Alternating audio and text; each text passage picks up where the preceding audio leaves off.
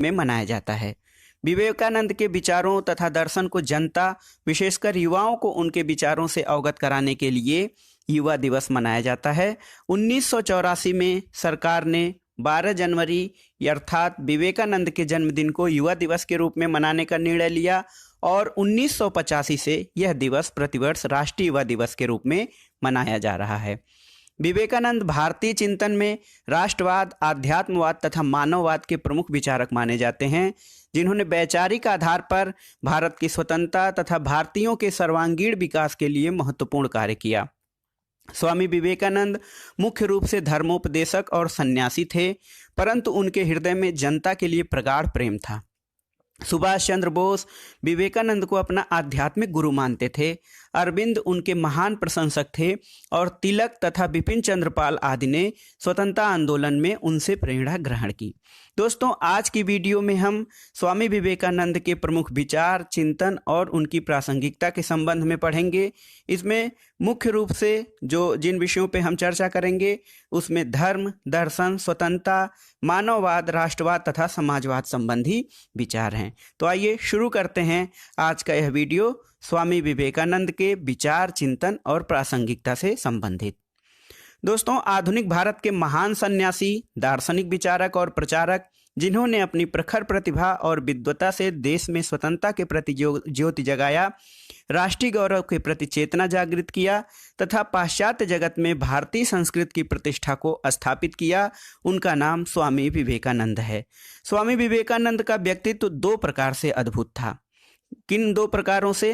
पहला ये कि उनकी प्रतिभा सर्वतोमुखी थी और दूसरा ये कि उनके मन में देश में व्याप्त सामाजिक, आर्थिक तथा नैतिक बुराइयों के प्रति गहरी छटपटाहट थी। जिस प्रकार लूथर और काल्विन ने पश्चिमी यूरोप को ओजस्विता प्रदान की थी, उसी प्रकार वही ओज और वैचारिक उच्चता दयानंद और विवेकानंद ने भारतीय वातावरण और जनमानस में पैदा किया था। भारत के महान विचारकों तथा स्वतंत्रता संग्राम के नायकों जैसे अरविंद और सुभाष पर विवेकानंद का गहरा प्रभाव पड़ा था। साथ ही विवेकानंद ने पूर्व और पश्चिम की संस्कृति के श्रेष्ठ तत्वों का समन्वय करने का प्रयास किया और उसमें वो सफल भी हुए। आइए देख लेते हैं स्वामी विवेकानंद का जीवन परिचय। तो जीवन परिचय इस प्रकार है। स्वामी विवेकानंद का जन्म 12 जनवरी 1863 को कोलकाता में हुआ था। उनकी मृत्यु 4 जुलाई 1902 को हुई थी, 39 वर्ष की अवस्था में। स्वामी विवेकानंद के बचपन का नाम नरेंद्रनाथ दत्त या नरेन था और उनके गुरु स्वामी रामकृष्ण परमहंस थे। स्वामी विवेकानंद की प्रमुख कृतियां इस प्रकार हैं: कर्मयोग, पतंजलि के योग सूत्रों की टीका, भारत और उसकी समस्याएं, आधुनिक भारत, जनता जनार्दन के प्रति हमारे कर्तव्य, अधिकारवाद की बुराइयां, जातिवाद का चक्र तथा फ्रॉम कोलंबो टू अल्मोड़ा। स्वामी विवेकानंद बहुत बड़े विचारक और दार्शनिक रहे हैं भारत के। प्रधानतः इनका हम देखेंगे दार्शनिक और आध्यात्मिक चिंतन किस प्रकार का था। तो स्वामी विवेकानंद मुख्य रूप से धर्म और दर्शन में रुचि रखने वाले थे और इनके चिंतन का जो मूल है वो वेदांत की शिक्षाएं हैं। वेदांत दर्शन को स्वामी विवेकानंद ने व्यवहारिक रूप देने का प्रयास किया। स्वामी विवेकानंद को अद्वैत वेदांत का संदेशवाहक तथा महान समन्वयवादी माना जाता है और विवेकानंद ने वेदांत के आधार पर एक ऐसे दर्शन का विकास करने का प्रयास किया जो समस्त संघर्षों को दूर करके मानव जात को बहुमुखी संपूर्णता के स्तर पर पहुंचाना चाहता है। स्वामी विवेकानंद के वेदांत का आधार 3 आधारों पर निर्मित था। उनके वेदांत का जो आधार था वो 3 बिंदुओं पर निर्मित था। पहला ये कि मानव की वास्तविक प्रकृति ईश्वरीय है, यानी मानव जो है वो ईश्वर का प्रतिरूप है। दूसरा ये कि जीवन का लक्ष्य ईश्वरीय प्रकृति की अनुभूति करनी है और तीसरा कि समस्त धर्मों का मूल लक्ष्य समान है। जो भी धर्म है उनका अंतिम उद्देश्य या अंतिम लक्ष्य एक समान है। ये विवेकानंद के वेदांत का आधार रहा है। वेदांत दर्शन के अंतर्गत स्वामी विवेकानंद ने प्रतिपादित किया कि वो इस ईश्वर में विश्वास नहीं करता है जो मृत्यु के बाद स्वर्ग में सुख दे सकता है किंतु जीवित व्यक्तियों को रोटी नहीं उपलब्ध करा सकता है। बहुत ही महत्वपूर्ण रहा।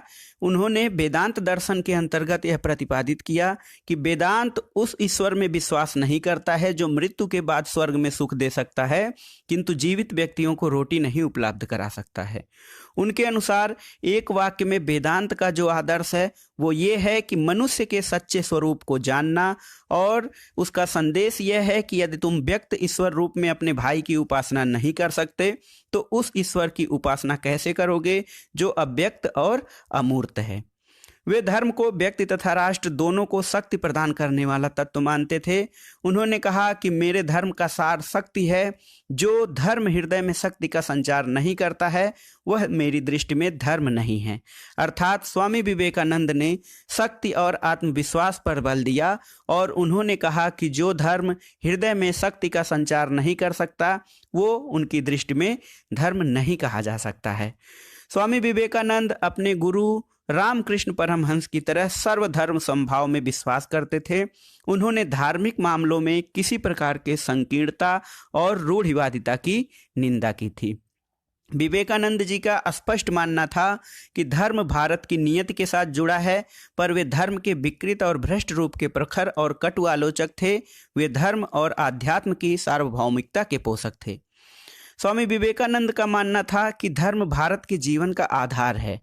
महत्वपूर्ण कोटेशन है।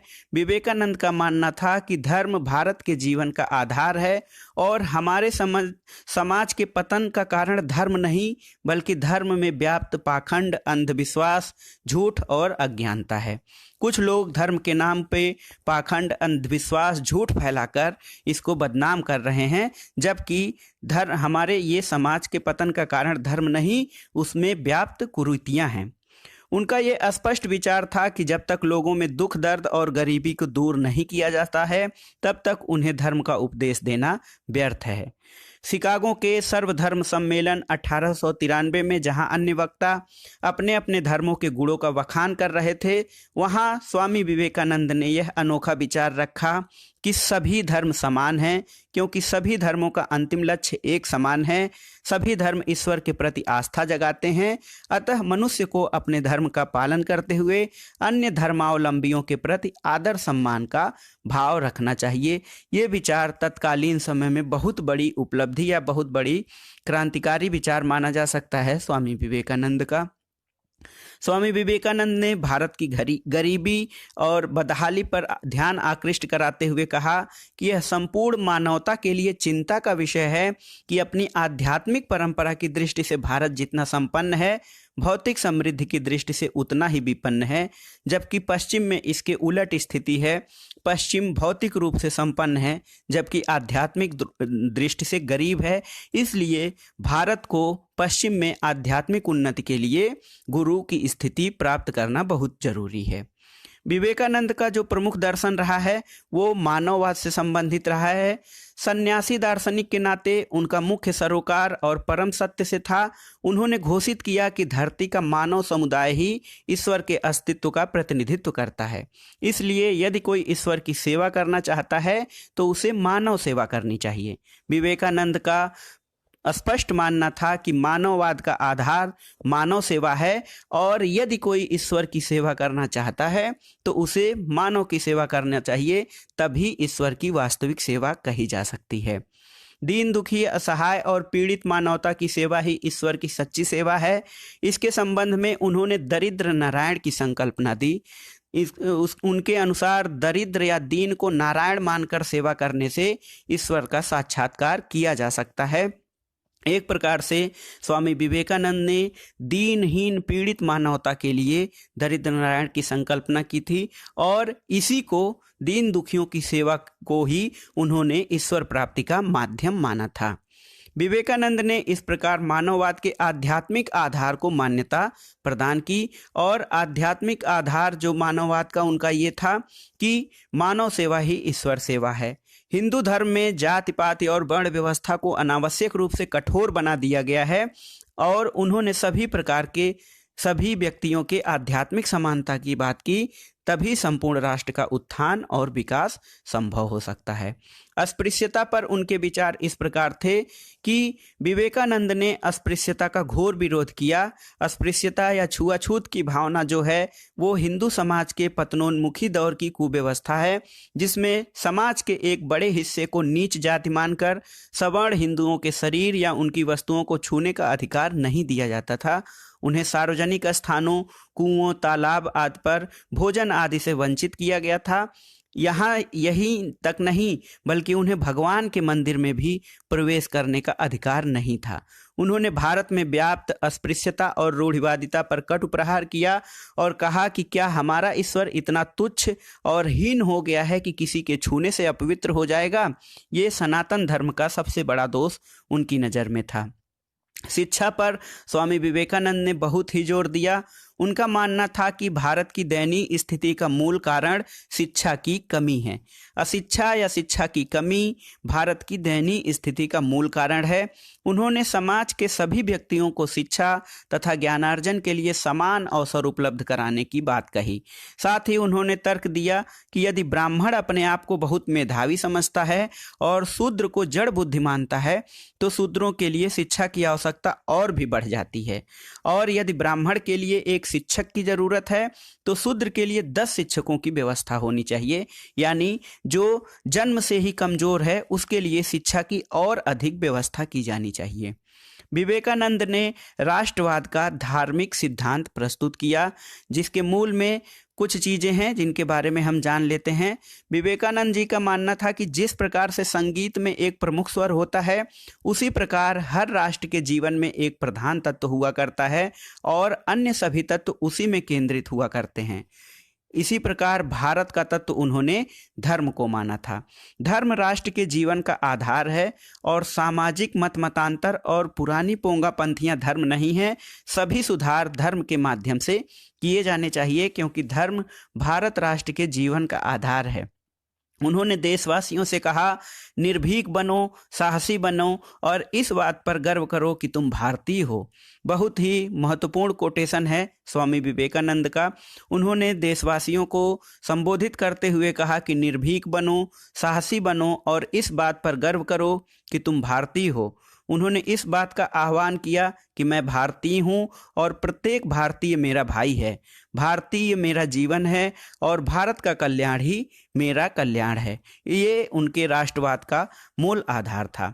विवेकानंद ने इस प्रकार से राष्ट्रवाद को नए स्वरूप में प्रस्तुत किया। स्वतंत्रता के संबंध में विचार स्वामी विवेकानंद के देख लेते हैं। स्वामी विवेकानंद का स्वतंत्रता संबंधी दृष्टिकोण बहुत ही व्यापक था। उनका कहना था कि संपूर्ण विश्व अपनी अनवरत गति के द्वारा मुख्यतः स्वतंत्रता की ही खोज कर रहा है। यानी विश्व की जो अंतिम खोज है या अंतिम उद्देश्य है वह स्वतंत्रता की खोज करना है। उनके अनुसार जीवन में सुख और समृद्धि की शर्त चिंतन और कार्य में स्वतंत्रता है। बहुत ही महत्वपूर्ण है। विचार, चिंतन और कार्य में स्वतंत्रता ही जीवन में सुख और समृद्धि की पहली शर्त है। जिस क्षेत्र में यह स्वतंत्रता नहीं है उस क्षेत्र में मनुष्य जाति और राष्ट्र का पतन निश्चित है। उन्होंने आध्यात्मिक स्वतंत्रता की बात की और कहा कि संसार से नाता तोड़कर आध्यात्मिक स्वतंत्रता की खोज नहीं की जा सकती है। जैसे पीड़ित मानवता से मुंह मोड़कर ईश्वर की सेवा नहीं की जा सकती है, वैसे ही पराधीन देश की स्वतंत्रता की चिंता छोड़कर आध्यात्मिक स्वतंत्रता की तलाश करना व्यर्थ है। इसलिए सबसे पहले उन्होंने राष्ट्र की स्वतंत्रता और स्वाधीनता की बात की, उसके बाद ही आध्यात्मिक स्वतंत्रता की प्राप्ति की जा सकती है कि जब राष्ट्र स्वतंत्र हो उसके बाद ही राष्ट्र के आध्यात्मिक स्वतंत्रता की बात कही जाएगी। स्वामी विवेकानंद ने समाजवाद के संबंध में भी अपने महत्वपूर्ण विचार दिए हैं। स्वामी विवेकानंद ने समाजवाद में अपनी आस्था व्यक्त करते हुए इसकी संकल्पना को अपने ढंग से विकसित और परिभाषित किया है।